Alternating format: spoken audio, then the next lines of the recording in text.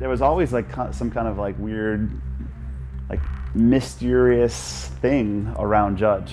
The fact that there was only like stories and urban legends about him, like, you know, and obviously being an outsider, you always kind of just intrigued, like, who was the singer or Judge, kind of, you know? There actually wasn't all that much information about Mike, you know, other than the music. And there's something wonderful about that, really, because that's art in a really pure form. But I think it allowed people to invent in a vacuum whatever story they chose to invent about it.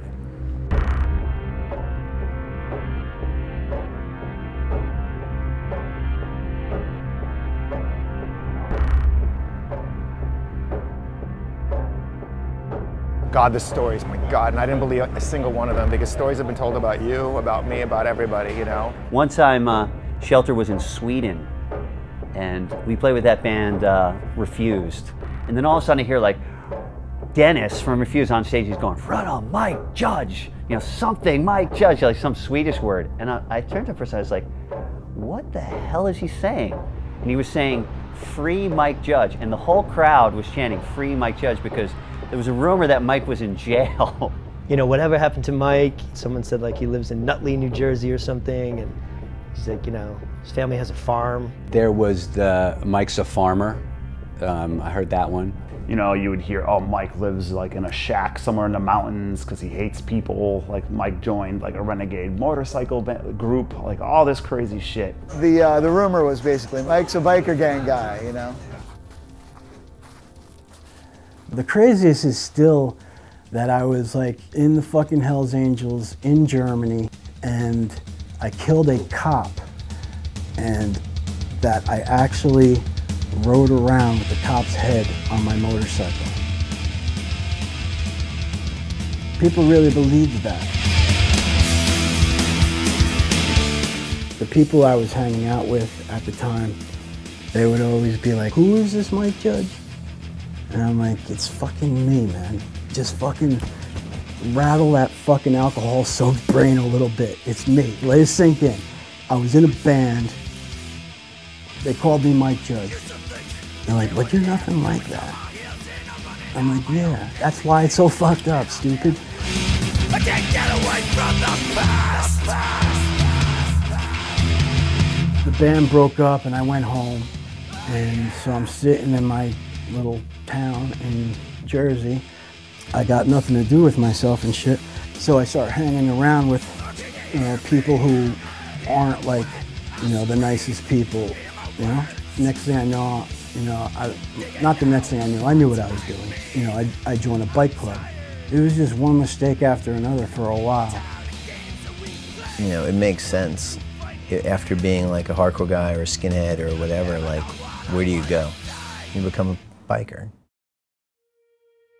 After we broke up, all I wanted to do was ride my motorcycle and never have any responsibility. I just wanted to ride my motorcycle forever.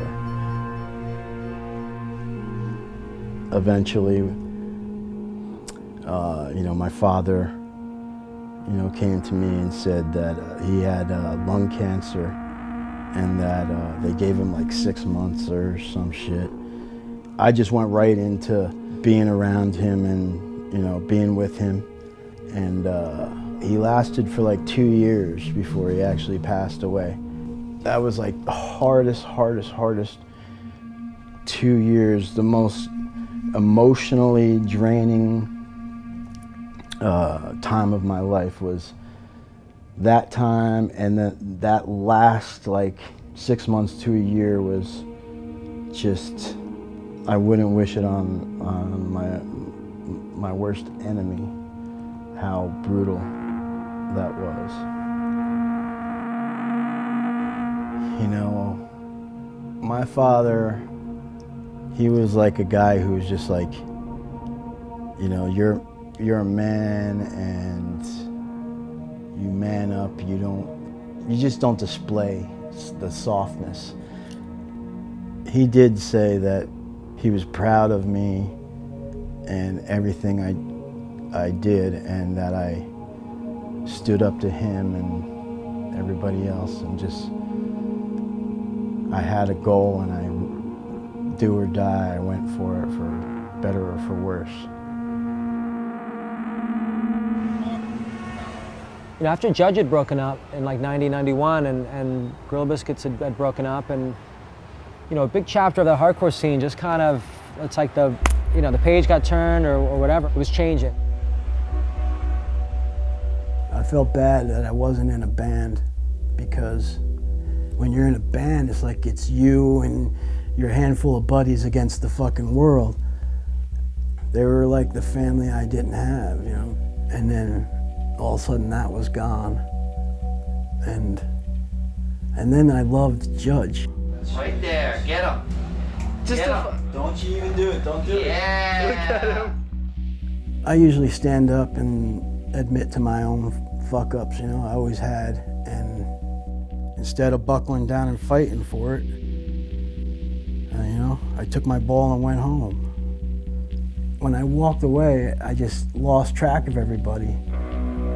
We were so incredibly tight for so long. Even like Gorilla Biscuits and Civ and Wally and shit, Arthur. I mean, we spent so much time together. Like our summers were spent in vans. And then part of me that's like, hates myself because I didn't see like where their lives went, you know, like I just wasn't there for it. The good and the bad, you know, I just missed it all because I created something that I didn't want to face.